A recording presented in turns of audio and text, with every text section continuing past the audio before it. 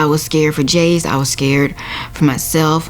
I was scared for my family. I just knew it was getting harder and harder for me to breathe. And at that point, I was just thinking, is this it? They flew down the next day because I wasn't going to make it to 24 hours. It hit me when there was a moment where he asked me if something went wrong, who I chose to have all the medical support go to either my wife, Jamie, or Jace, who to live and who to let go. We told her husband, from the get-go that this is only a success if both of them survive and do well. There were a lot of times where we weren't sure she was going to make it. I mean, Jace, he was doing great, but he needed his mama too. I don't really know that I believe that lady would have survived if she'd have been anywhere else.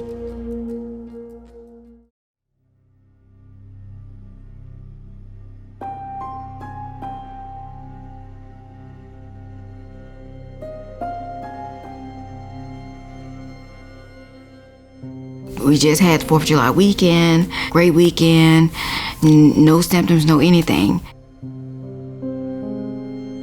So when I did get sick, I thought, I'm gonna just take over-the-counter medicine and maybe that'll help. And I actually was at home fighting the symptoms for a full week before I even wound up going to the hospital. I was 7 months pregnant and I started spotting, and I've never spotted before. And we did IVF treatments to have Jace. So I called my fertility doctor and told her, hey, I was spotting. She said that can affect the baby if your temperature is too high, and to go see the hospital. And it wasn't until my temperature was getting over like 102, almost 103, and I ended up calling 911. They kept me on the phone until they were able to come and get me and take me to the local hospital. That's when they did the COVID test, and it did come back positive. The only thing that they were really treating me was giving me the oxygen, but it wasn't working, and they really couldn't do much at that hospital, so they sent me to Our Lord's Women's and Children in Lafayette, Louisiana. My whole house had come down with COVID. My daughter Kaylee had got it, and my husband Robert had got it as well. It was very scary. Being stuck in a hospital room, I couldn't leave, I couldn't go see my family. I was scared for Jace, I was scared for myself, I was scared for my family. I just knew it was getting harder and harder for me to breathe. And at that point, I was just thinking, is this it? It's like your life just flashes before you. In the U.S., coronavirus cases are climbing more than 24 states. That week that she came in was a pretty busy week for us. It was kind of the beginning of the second surge of COVID patients. We received a phone call from a hospital in Lafayette about a patient who was pregnant and had worsening respiratory failure, had been put on the ventilator within the last 1 or 2 days, but just was not only not getting better, but was getting worse. They were questioning whether we could provide anything more because the rate that she was going, they didn't think that she would survive.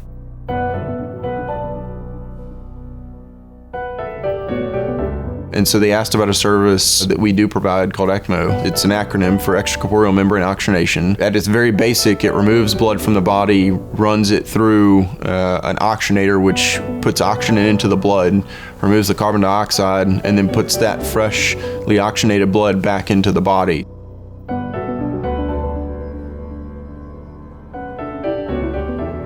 Earlier in 2021, we actually gained the capability to transport these patients on ECMO, meaning we can go to outside hospitals, outlying hospitals, put the patient on ECMO there, and then bring them back. Part of the reason that we gained that capability was actually a former Healers honoree, Juan Zuniga. He came in as a gunshot victim trying to protect his mother at their restaurant, and he himself ended up having to be put on ECMO because he lost one of his lungs. He had a kind of a rocky road, but ended up recovering, and through a very generous donation, donated quite a bit of money that was raised for him after that, and that money allowed us to purchase these new machines that allow us to go and get these patients who are critical and not stable enough to transfer. You're talking about transferring somebody by ground 3+ hours, even by air, you're looking at probably an hour and a half, hour and 45 minutes. That somebody's outside of an intensive care unit is one of the sickest patients that there is. And being able to take care of her during that time period without putting her at risk or even the baby at risk of having a worsening condition to the point where, worst case scenario, she dies during transport.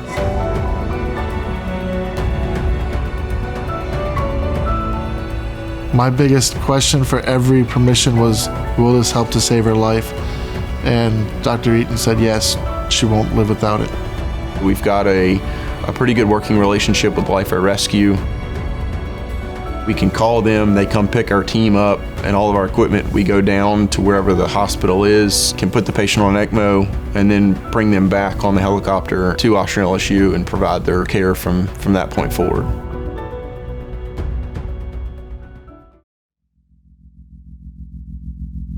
Flight down went well, no issues, and really no issues on the ground. So the whole process probably took somewhere between 6 and 8 hours. We got her situated, got her secured on our stretcher, got all the monitors and everything placed on there, got all our equipment that we carried on the stretcher. We started heading, and we slowly make our way towards the aircraft at that time. Our helicopter is not capable of delivering a baby in the backup. We're trained, if there's a baby going to be delivered, we land in the closest place we can. So that could be, in a field, and then you put them back in the aircraft and proceed, because there's no possible way to do it during flight. But everything went well. We were able to land back at Washington LSU Shreveport on the helipad, and we get into the ICU. Dr. Eaton's there, gives the report to the nurse that's going to take over the patient, and then it's to the steps of getting her off all of our equipment and getting them onto the ICU equipment at the hospital.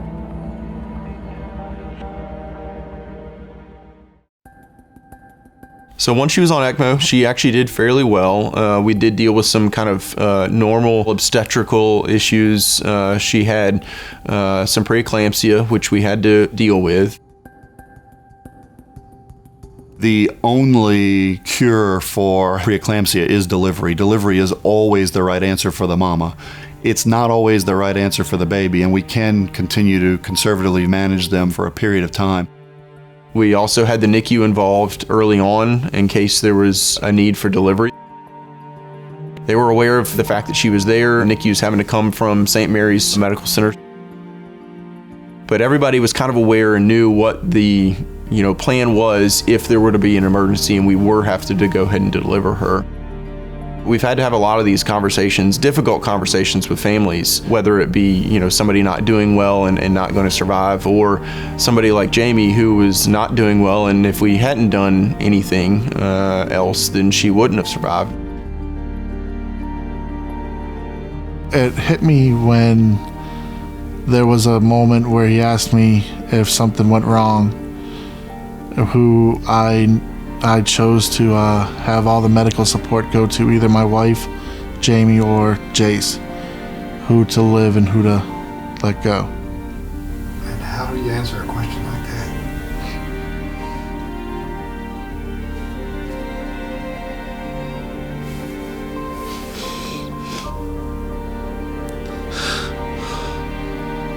Knowing that you can't do anything, that's what the hardest part is.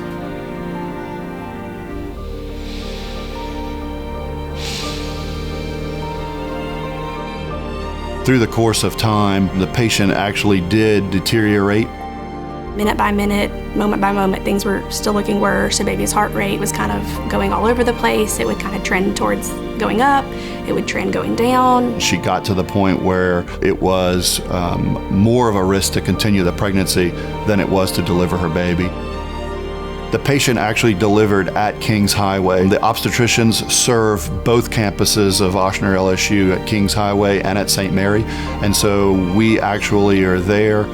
We have obstetrical personnel there. We monitor the baby there, and the time came for her where in this critical condition that she was in and starting to deteriorate and having the problems with the fetus as well, the decision was made to actually deliver her at Kings Highway, which was really pretty much always going to happen, but actually in the intensive care unit.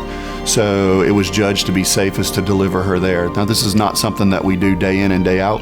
We prefer to deliver them in a different environment in that way if we can help it, but that just sort of speaks to the critical nature of Miss Martin's case.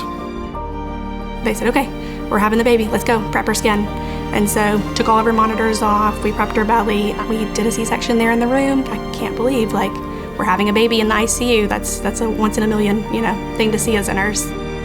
We operated on her to remove her baby from her uterus. The surgery overall went quite well considering everything that's going on. Sutured her up, closed her up, then more attention could be made for just the patient after that point in time. If something happens, they won't have any pictures together. This family's never going to have seen this mom and baby right next to each other.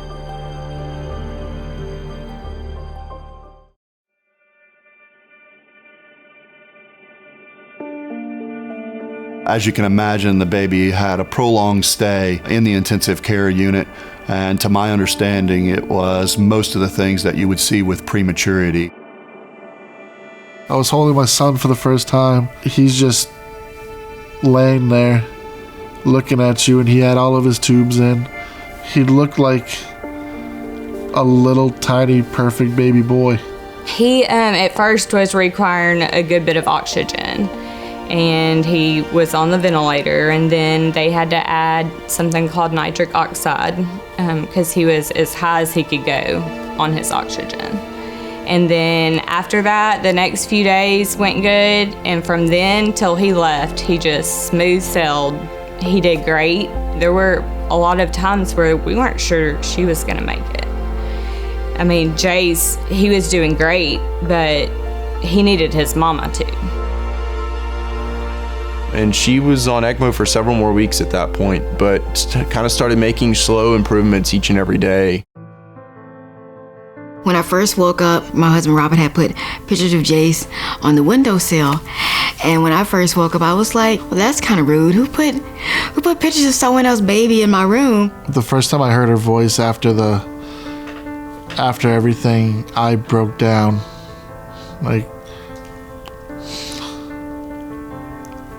So the only thing I wanted her to do was call me a dork again.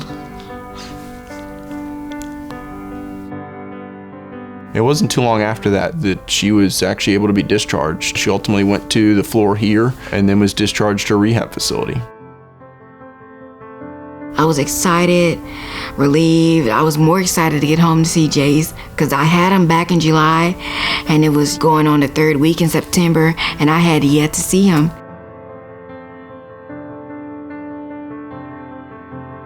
By this point, Jace was a little over 3 months, so I was beyond excited to get home and to love on him, to hold him for the first time. Had Jamie come in, March or April of 2020, I'm not sure if we would have had the same outcome.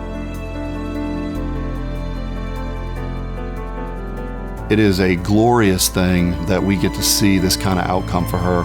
And to me, it's directly attributed to the intensive care team and the people who played a role in her care. And I mean nurses, obstetricians, and everybody in between for her. So she's a very fortunate young lady.